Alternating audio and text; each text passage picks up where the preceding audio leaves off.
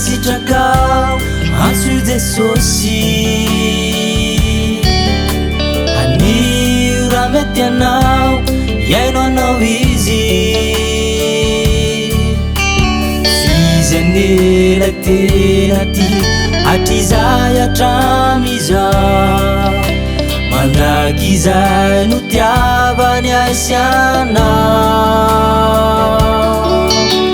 anio raha sitrakao ambara ho azy anio raha mombanao tantara ho azy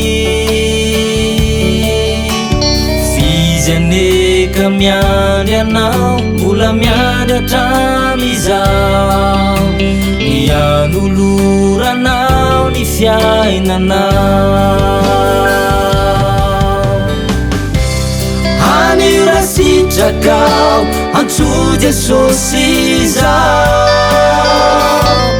ny zavatra rehetra tsy misy tsy hainy atao aza mangatakanjo antsony anarany ny antsonao no andrasany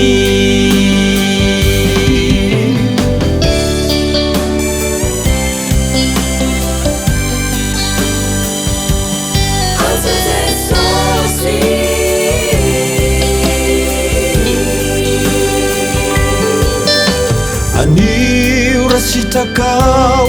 antso Jesosy anio reo adinao hatolory azy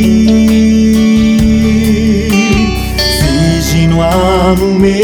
anao lay fitsaharana fiadanam-po vavao raha miny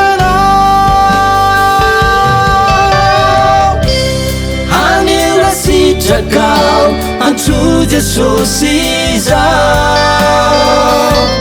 ny zavatra rehetra tsy misy tsy hainy atao aza mangatakanjo antsony anarany ny antsonao no andrasany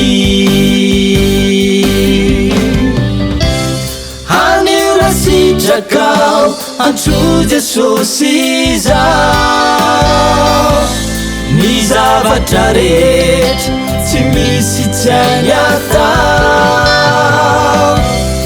aza mangatakanjo antsony anarany ny antsonao no andrasany ny antsonao no andrasany ny antsonao no andrasany